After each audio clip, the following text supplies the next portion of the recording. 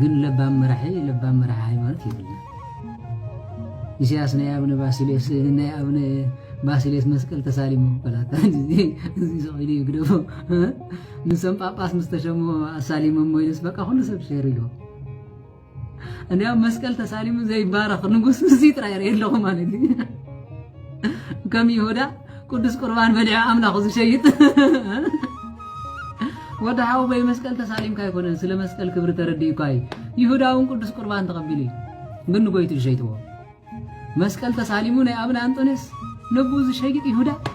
ኢሳያስ ጥራይ እንዳዓድና ነግረኩም ከምቲ ኤልያስ ናአኻብ ንኤልዛቤል ዝተዛረቦም ንሕናው ንዕኹን ዛረበ ክርደኩም ኢሳያስ ማለት ቅዱስ ቁርባን ተቀቢሉ ንጎይታ ዝሸጠ ይሁዳ ኤርትራይ ቤተ ክርስቲያን ክንድዚ ክብር ዝሃበቶ ተማል ኾረሻ ሂባ ዘዕጠቀቶ ጳጳሳ አሲሩ መነኮሳ ገፊፉ ሳዋ ዘውርድ ንጉስ ዝጥራይ ኣብ ኢትዮጵያ ጳጳስ ይሰርሑ ወታደር ግን ኮይኑ ይፈልጥ ካህናት ገፊፉ ንሳዋ ዘውርድ ንጉስ ዲያቆናት ቅዱስ ቁርባን ከይቀርቡ ንሳዋ ዝገፍፍ ንጉስ ግን መስቀል አሰከም ይሁዳ ኢሳያስ ጥራይ እንዳዓደይኩም ብለጡ ተሳሊም ኢልኩም ሸር ኢልኩም ይሁዳውን ቆሪቢ እሞ ኣብታ ናይ 12 ሐዋርያት ንኔው ዓይኑ ገይሩ ኮይኑ ተሳኢሉ ሪኦም ኣሎ ይሁዳ ቆረብ ከሎ ኢዱና ኣብ ጎይታ ዓይኑ ድማ ንደገ ጌርካ ይሳል ይሁዳ ንምንታይ ምዃኑ ትፈልጡ ብልቡ ተንኮል ይሓስብ ስለ ዝነበረ ኢዱ ግን ከምዚ ገይሩ ንሱ ጥራይ ኮነ እንኳ ምስ ጎይታ ፀቢሑ ኸደይ ካብ ምሕር መዓቱ ኣብ ማእኸል ጳጳሳት ምሳሉ አቤት እግዚኦ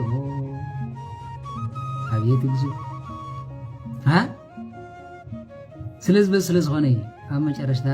እንሆ ነብኻ ኣሲርካ ዝመፀቅ ኢላን ስለዘየለ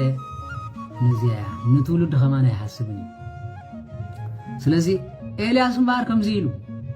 ህዝቢ በኺዩ ሳዕሪ በኺዩ ዝናባት ከይተረፈ ወቕተን ስለ ዝሓለፈ ሓጋይ ንባዕላ ትበኪያ ክረምቲ ንባዕላ ትበኪያ ፀደይ ንባዕላ ትበኪያ ቆውዕ ንባዕላ ትበኪያ ስለምንታይ ብዘመንና እኽሊ ዘይሕፈስ ኢለን ከሰሰው እዩ ስቕበሉ ንምንታይ እግዚአብሔር አምላኽ ጣዖት ይመልኽ ሽዕዳ እንታ ኮንኩም ዘይትነቕጽ ግራብ ሽዕዳ እንታ ኮንኩም ኖ ዝናባት ዘይትኽልክሉ ሕጂ በቲ ሰማይን ምድርን ዝፈጠረ ህያው እግዚአብሔር አምላኽ ትኾንንኩም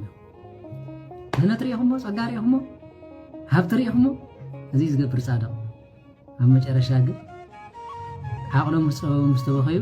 ንኤልያስ ከምዚ ገይሩና ዘሎሞ ንጉስ 50 ወታደራት ነይቲ ወታደራት እንዳገበረ ሰዲድ እንዲያውም ተንተላኸ ወታደራት ምዕታት ምዃኑ ከም ናይ ኢሳያስ ወታደር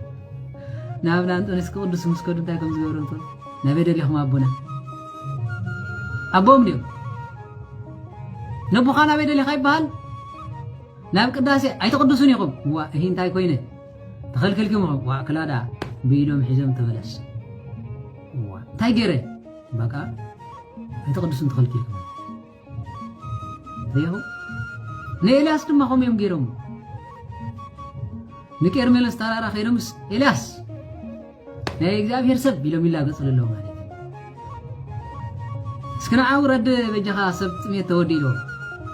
ናይ እግዚአብሔር ምዃነ ተኣምኑ ዲኹም ተኣምኑ እንተኾንኩም ጽቡቕ ተዘይተኣምኑ ኮንኩም ሰማይ መጽያ እሳት ትለቁምጽኩም ኢሎም ለቁመጽ ብድዐ ነይርዎም ኣሚኖም ኣይኮኑም ከምኡ ዝብሉ ኤፍሬም ስለ እግዚአብሔር አፍልጣልይ ወነዚ ክትብሉ ብድዓት ምናትኩም ነዳ አፍልጥና ድሕሪ ካልእ 50 ዓመት እዩ ኤልያስ ኣታና እግዚአብሔር ሰብ ንዓውረድ ንስኻትኩም ናይ እግዚአብሔር ምዃነ ትፈልጡ ዲኹም እወ እሳት መጽያ ካብ ሰማይ ትብላዕኩም ተውፅኦም ዶ ልቁመፅ ድሕሪ ግን ሓደ ኣዝዩ ጻድቕ ጉሕቡ ድማ 800 ዝኣኽሉ ጻድቃን ዝሓለ መጽዩ ወናይ እግዚአብሔር ሰብ ኢሉ ፍግም ኢሉ ሰገደሉ ብሓቂ ሰብ በዲሉ እስኻ ጻድቕ ናይ እግዚአብሔር ንምድሪ ራህረህላ ንጉስ ድማ ምሳኻ ክዛረብ ይደልሎ ስለዚ ራህረህላ ወዲ ድሕሪ መጨረሻ ግን ንዑ መጽዩ ናብዚ ቦታ እዚ ክመጸካ ኣብኡ ንራኸቦ ኣለዎ እንታብዩ ግን ካብኡ ዝገድድ ክመጸካ ኢሉ መጽዩ ኤልያስ መጽዩ ምስተባሃለ ስናኖም ዘሕርቁ ጠንቆልት ኣለው ወይ ደብተራና ዓድና ሓፍሓፍ ዝብለው ክንደገለ መጽሓፍ ሒዞም በቃ ነዚ ዓይን ዘይተንቅሮ የለን መንቋር ወርያ ከንበሊና ህዝብ ጥፊኩም ከያለኩም ዝና ኣነ ተሪፈኩም ተጥምኒ ክንባር ከካረዳ አይትብሉ ማለት አይ ደባትርና ኤርትራ ስጋብ ኤርትራ ከይዶም ስማትና ወሲዶም መናው ንጎንደር ከይደረበ ንደብረባ ይዝባራል አብ አክሱም ካለ ርጉም ደብተራ በጣም ርጉም ማለት ሂቦሞ ማን ኮይነ እዚ ነው ቆልቆ አፍ እንደው ሰይና አምጽው ይሉ እንኳን እንደው ነዚ ማህበር ዘለው አለ አንተ ክትገብሩ ስልጣን ጸጋኔ ይብልኩም የለን ሸራይኩም ስለዚህ አምላክ ኤልያስ ሙሳና እሳት ክትሽልምበኩም ያጽገም የለን ፊት ነፊት ምሳኹም ፊት ነፊት አመጨረሽታ መጽዮም ህዝብና ተወዲዩ ምድርና ነቂጹ አሓና ድማ በዓባር ከይደን ረህረህልና ንመን ንእግዚአብሔር ወላ ንኤልያስ ታዲያ አምላክ ሰማይን ምድርን ዝፈጠረ ነይሩ ተኾይኑ ዘይዝንበሎም ዝና ጻድቃኑ ይኽብርን መናፍቃን ለናቆር ሞ ጻድቃን ኢየሱስ ክርስቶስ ዘይኮነን መድሓኒ እንታይ ጻድቃን ከየድሕንን ዝበለካ መን እዩ ደመና ኣይለጉብን ዝበለካ መን እዩ ንምድሪ እኽሊ ከይተብቁልን ከም ዝብሉ ነው መጽሐፍታ ኮንካ ዘየንበብካ ማለት እዩ ስለዚህ ለኤርትራ ከብት ደይበራ ይረብሓ ደለው አይ ንገለ ወሕዳት ኢሉ ቁሩብ መግቢ ከም ዘይንመውት ተሃበና እግዚአብሔር በአብና ምጥንስ ምድር ተኾኒና ያኮ ማብነ ባሲለስ መጽኦም ክፈትሑ አደረሉ ክፈትሑ አንተ ኮይኖም ኣብ መቃብሮም ከይዶም ይቅረይበሉ ዝበአ ሰንበር ዝሓሸ ይመስል ንሪኢኻ ናይ ቅሬታ መንፈስ ተልዩ ስለዚህ በዚ ስለዝበአይ ክጅምር ዳኾነ እምበር ስለዚህ በዚሁ መጨረሻ እንታይ በለይሉ ኤልያስ ናው መስመጸ ንጉስ መጽዩ ለኤልያስ ፈርሐ ይሉ ግርሞያ 40 መዓልቲ ነው ኤልያስ ጎ ነው 3 ዓመት 6 ወርሕ ከነብር ከሎ ኋላ ጥሜት ሚት መስበለ ኳኹ መጽዩ ምግቦን ይሩ ሓንቲ ሕብስቲ ሕዝሉ ይመጽን ይሩ በለሰት ጽዋ ይቦ ስለዚህ እንታይ ይሉ መጨረሻ ንስኻ ንምግብኻ እንዳበላዕካ ህዝብ ይረስዕካዮ ኪድ ፍትሐዮም ይሉ እግዚአብሔር ጻድቃን ዝኽብር ካህናት ዝኽብር ነዚ ዝፈጥ ሊቃውንተ እግዚኦ አድህን ህዝብከ ካህናት ካኽብር ህዝብኻ ባርኽ ኮይም ዝብሉ ቦታትና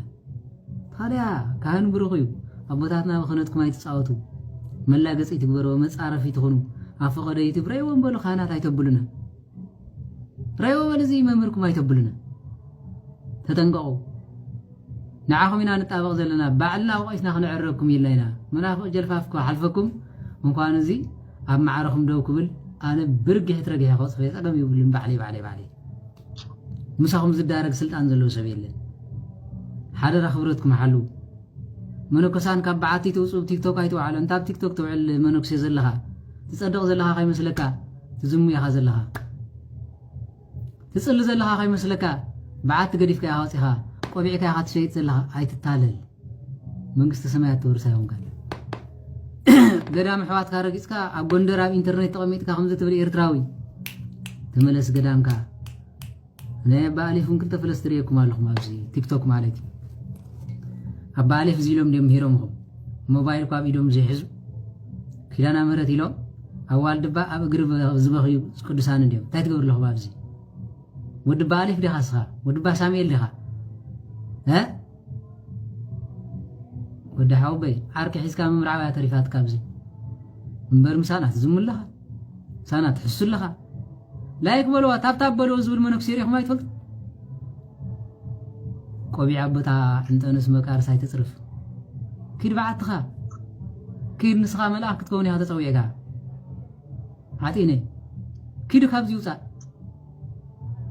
ስለዚ ናተይ ፀርፊ ሕሸካ ካብቶም ናቶም ናዳ ናተይ ፀርፊ በዓትኻ ክትመልሰካ ናቶም ናዳ ግን ሲኦል ክተውርደካ ንዓይ ፅለኒ ናተይ ፀርፊ ሕሸካ ስለዚ ኪድ እግዚአብሔር ዝመረፀካ ሕሸካ ምንኩስናኻ ሕሸካ ክህነትካ ይበልፀካ ስለዚ ኣብ ቲክቶክ ኮይኑ ከምዚ ዝብል መነክሴ የለን ስለዚ ኤልያስ ምስ መፀ እንታይ ኢሎም እቶም ካህናት መስለኩም እንዳውም ጠሚዩ ወሪዱ ከይድ ከለኮ ንባዕሉ ነቲ ኳኹ እንታይ ኢልዎ እግዚአብሔር ከሪኦ ስለዝደለየ ማለት እዩ ከይተወስደሉ ምስ በለ ጠሚዩ دهريت أمين تاخذ لا إجابير نزيك أخلك اللي كان يلون حزبين تايرين زول عزلوا إجابير سلوز بيحلي أما جرشتا نبتا سرابتا سويت خيلو ميلو معه لعنا بالله يلو مساور بحرج زنبرا قرب زويت زنبرا سويتها بهيا إجابير مدو تهلي كهابني أملاخو يتقدم إلياس قرحيب ما أملاخ الكايز خلا على دي سلامي كايل لكم يا أبيكم نو إلياس قرعي أما جرشات يلو هي أملاك إلياس بز زمن دز بالله ستيلات كات إلياس دي عطي يزل خيلو ما جرشتا أب زمن إلياس دز بالله ستلي أب زمن إلياس سمن تقونين اندي أب زمن أنت ناس لصدق اللي كان عنا لي كنا أنا أبناء أنتوني سناي يردي تفاقروا تخلوا بوليتيكين جاتات نو سبع حدار تفاقروا وقزة حياليو وقزة حياليو بابا استشمي تشمي بزيك قصف نده قبرينا سالساي ونبر أبين له خنت كان بيت كريستيان سنح لا تمرت سنبتا